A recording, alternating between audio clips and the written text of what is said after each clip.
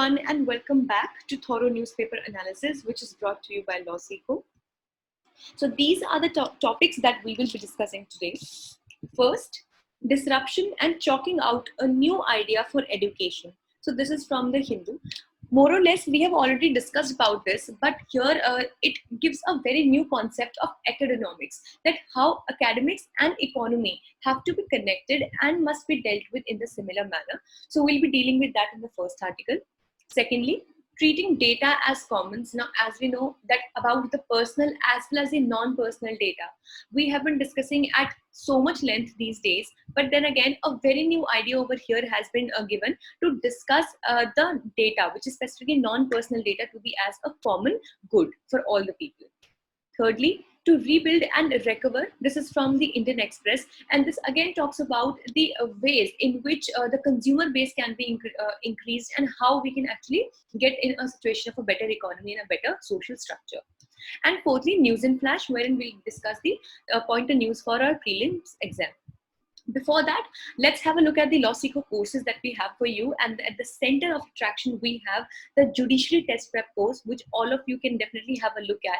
The link is there in the description box, and you can download from the landing page free study material for yourself. And it is very amazingly drafted for all the judicial aspirants.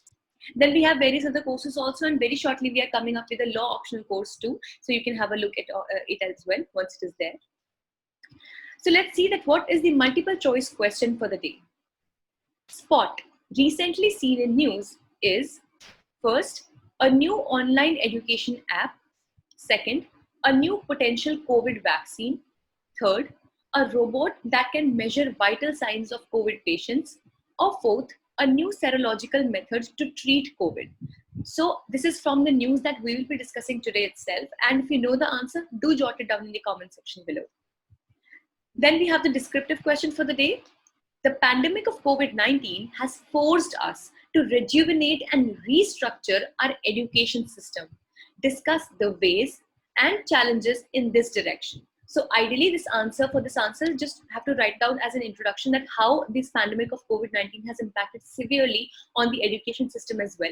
And then at length, do discuss that what are the ways that we can, through which we can restructure and rejuvenate the education system, and also what are the challenges that we would be facing in the this direction. The answer to this question must be written within a word limit of 250 to maximum 300 words. You will jot it down in the comment section below as well. Now with this, let's firstly start with the first article that is talking about education and COVID-19. Basically, we know the entire scenario that this pandemic of COVID-19 has not only severely impacted the health sector or the health of the people, but by and large, there is perhaps no any sector of the economy that has a sector of the society that has not been impacted by the COVID-19. Now, be it the manufacturing thing, or just at large, just the economy, be it the health, be it education, the system of governance, and everything that we can even imagine. So in the similar direction, the education, as we know, has also been disrupted, because obviously the schools and colleges cannot function the way they used to. And now the students are at their home, and the only resort we have currently is through the online education. That too definitely has a lot of challenges and limitations attached to it, keeping in mind that we definitely were not very prepared for this pandemic. And that is why even the online education system is not that easy to be brought into picture.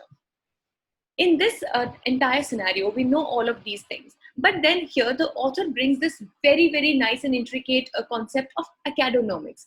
Basically, acodonomics is a combination of two words. First, the academics, which means the education or studying. And the second, economics, which simply means, first of all, for understanding this concept, it is very important for us to understand that what do we actually mean by economics. Whenever this term of economy or economics comes into our mind, we get an idea of something that is related to money, budget, spending, earning, etc. But that is to say, in a way, an aspect of economics. Basically, economics means a science, or even, many do not even consider it as a science, but simply it means the proper allocation of resources to the right people or the right areas. For example, if we have only 100 rupees and we need to spend it in a wise manner, and we need to allocate this whole amount of 100 rupees in the most efficient manner. So the art or the very method of allocating the scarce resources, the limited resources in the most efficient manner, this is the actual and real meaning of economics. And now, taking this meaning into consideration, this combination of academics and economics would mean that in such a scenario, especially when COVID-19 has hit so hardly on the education system as well, it would be really wise for the government, the authorities, the institutions, and also the people and learners at large that we allocate the available resources in such an efficient manner that the education or the optimal benefits of education can be reaped. So this basically is the general idea of the acodonomics. So basically, as we know that this means balancing demands and availability of the resources. Secondly, it is relevant when we are trying to shift to an online mode of teaching learning process. And then we should also know that why actually do we need to bring in this concept of economics is that the Indian Education Institute, they basically lack buffers and they survive on annual income, unlike Western institutes. Now just let's take an example.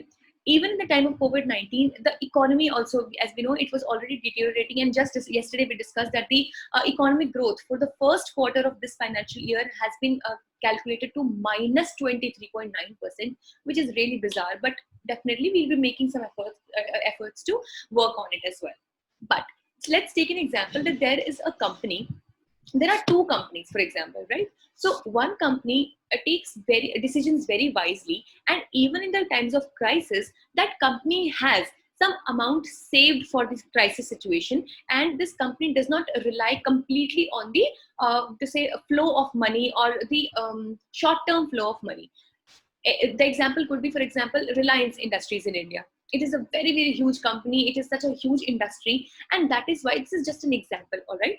So even in the times of crisis, they tend to get through these crises because they had some buffer. That is what we call as buffer, or they had some surplus money or surplus assets with them. Whereas on the contrary, we have another company that depends completely on the short-term income that it actually makes. So imagine the situation of this small company or this short-term investment company in the times of crisis. If all the factors through which it was gaining the income, they also are not able to gain much and they're not able to pay this money to this very company, there is a very, very high and probable chance that this company would fall down and would not be able to survive in the situation of crisis. Similar is the analogy that has been taken for the education system as well, because then it says that most of the institutions in the education system, they rely on the annual income that they get through the fees that is paid by the students, be it the hostel fees or the sports fee, cultural fees, and the tuition fees, of course. So, and unlike the Western institutions, they always have buffers, and that is why they're able to survive through the times of crisis.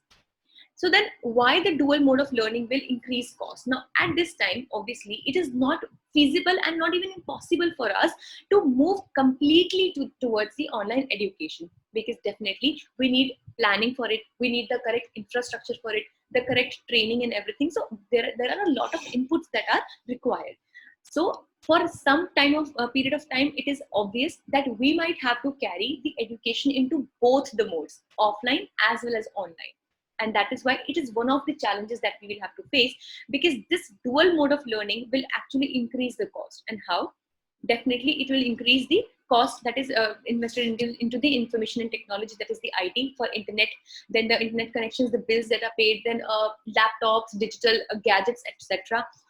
Then secondly, increase the cost for new hiring and engagements with massive open online courses, because obviously, just like in a college, when we have the teaching staff, we also have a non-teaching staff. If you remember, we have the librarian, we have the accountants, the peons, etc., that actually make the entire flow and functioning of this education system very smooth.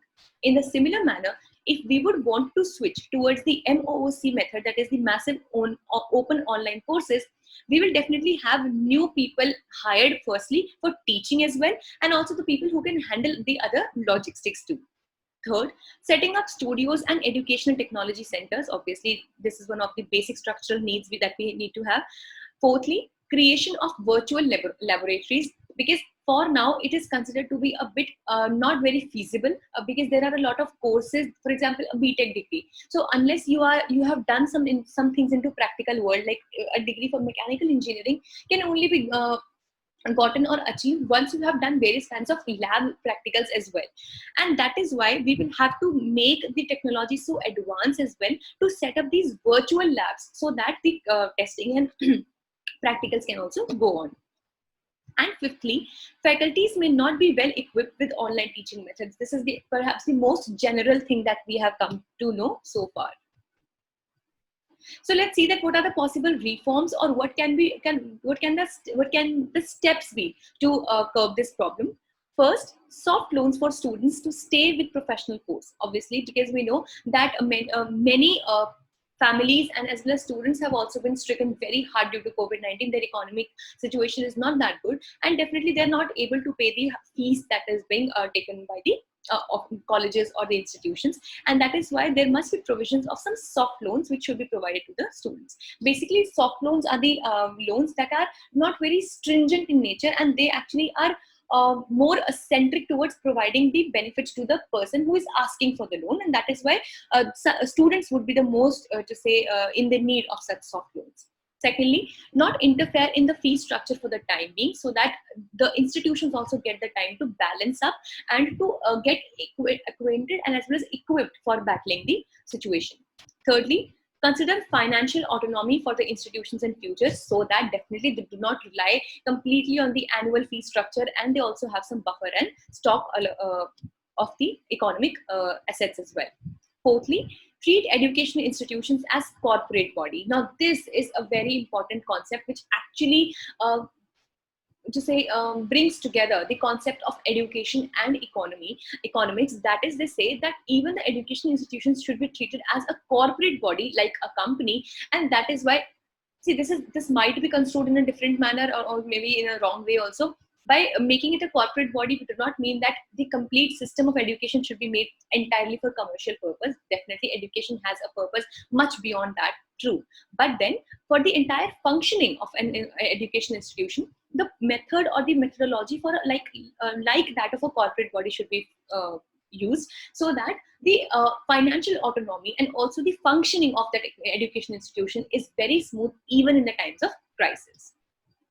So this was all for the first article. For the second one, we have data as commons. Now, as we know, we have at length and several times discussed the importance of data. Now, be it for any kind of technological enhancement for digital India, or be it for the, like recently we are coming up with this idea of the NDHM, which is National Digital Health Mission. For that also we talked about the DigiDoctor, the documents and the reports and everything of the patients. So that actually constitutes the data. But then again, as we have discussed before as well, the data, the kinds of data are also divided into two major broad areas. First is the personal data, and the second is the non-personal data. So today's article majorly talks about the non-personal data. Basically, the personal data, as the name itself is suggesting, is the data that is capable of providing very personal information about the person. For example, my Aadhaar card is a kind of personal data provider, because there my phone number, my address, my name, my father's or husband's name, so that will also be there. So the information, or the kind of information that is provided through Aadhaar card is of personal nature. And unlike the personal one, we have non-personal data. Like, for example, a particular survey is carried out to like just a very, very good and common example is the seroprevalence. Now, as we know, in the NCT of Delhi, this seroprevalence was conducted to know that how many people from the population have been able to develop the antibodies for COVID-19. So after that, complete survey was done, but the results that came out through seroprevalence, which actually has now currently reached to approximately 30%, which is a very good news for all of us. So that data is non-personal data, because you know the entire thing about the data, but obviously you do not know as to on whom or which individual particularly this survey was conducted, because the results that were given out through this survey were quite non-personal in nature. They did not target any community, any person, male, female, nobody. Just that the population was entirely surveyed, and that came out to be as a kind of non-personal data. So this is the basic difference between personal and non-personal data. And the only key point in today's article, that the reason why we have picked it up today, is that in this article, the author has very beautifully said that this non-personal data that we are emphasizing so much upon, it must be treated like a common good or a public good, or even, like, just to say, as a common commodity, the way we give access to people for roads, bridges, petrol pumps, and any other common or public goods or public services for the growth and betterment of the people. In a similar manner, non-personal data also should be treated as an infrastructure that is very important for growth, and all the people, all the stakeholders of the society should be given equal access to this non-personal data.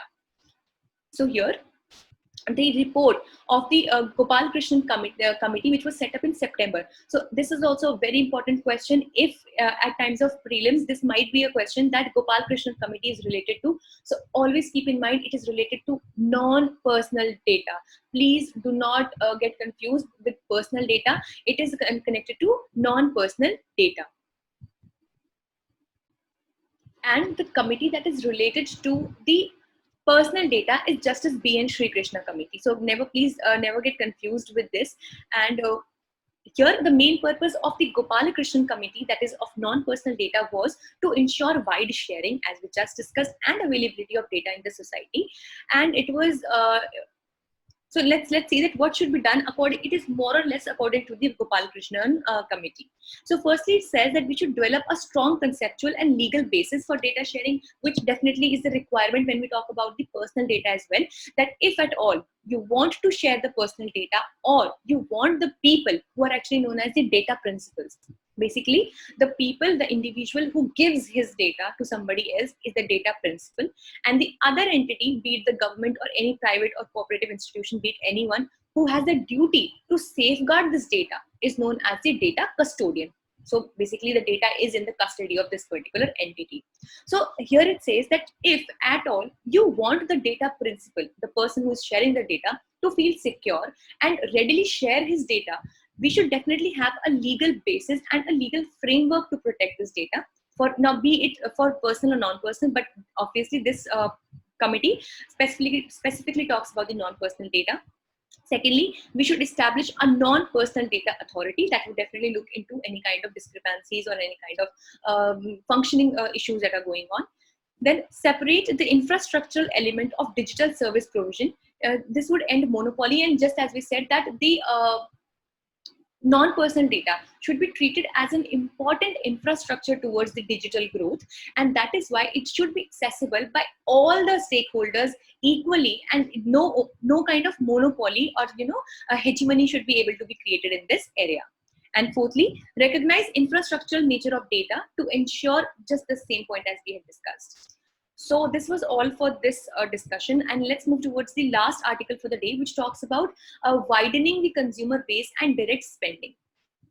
So India's slowdown was largely a structural demand problem that cannot be addressed through piecemeal aid and transfers. Now we have extensively been discussing about the economy and the issues that we have been facing in our economic system. So basically here we get to know that the problems that we were facing in our economy, they are not actually time bound or just that have come only after the COVID-19, because we know that the situation of Indian economy was getting downwards even before this pandemic of COVID-19 had hit Indian economy, which in a way suggests that it was more of a structural issue. Basically, cyclical and structural, there are some kinds of methods to understand the issues in the economy. One is the cyclical. So basically for cyclical, we say is that like just a cycle of something that happens and then gets corrected, happens and then gets corrected. So that basically says that it is just a matter of time. There are changes in the market forces, and that is why things they change, but then they get rectified on their own. That concept is simply known as the cyclical system in the economy. But then opposite to it, we have the structural issues that we have. Basically, structural issues or the structural discrepancy in economy means that the very shortfall or the very downfall in your economy is because the structure or the methods that you are using in your economy are not correct. And unless you do not work on these methods and this entire structure of your economic setup, you will not be able to come out of this falling economy. So here the author suggests that this kind of economic fall down that we are facing is in more or less a structural issue. Like for example, many also put up the blame on GST, demonetization, etc. So they say that these are basic structural changes that have led to the issue of falling down of economy. And the author says that the only solution for this or for the long-term growth remains the same, that is with or without pandemic, that is broadening the consumer base by empowering low and middle income consumers. Now, as we know that in India, the largest section of India comes under the unorganized sector. Now, unorganized sector is the sector that actually it is not organized in any sense. Now, be it as registering as a company or for being able to avail various benefits coming from the government, etc. Like, for example, a small pawn shop or a small the small shops that are there in the local localities. What do you think? Are they really registered as a company? It's hardly possible. So all of these, and just imagine that they form approximately 80% of entire the entire system of our economy. So that is why a huge proportion of this Indian economy comes under the unorganized sector. And the retail shops, actually they form approximately 75 to 80% of the Indian economy. And that is why the author says that the only way that can help us to come out from the situation is that we empower the consumers. That is, we give money to the people who are the consumers. Like, each one of us is a consumer. And just imagine a situation that we have only 100 rupees to spend. So definitely we'll be taking very, very, very wise and acute decisions, and we will not be spending a lot. And this would incentivize the manufacturers to produce more.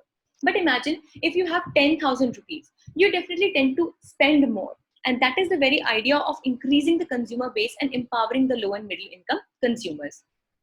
So it says, now, as we just discussed, the top 20% of urban population in India, it accounted for 44%, approximately half of the discretionary consumption and 45% of all the consumption. So we can see that only 20%, that too of just the urban population, is accounting for approximately half of the consumers. So what about all the consumers who are residing in other parts of the country who are poor and do not have the resources?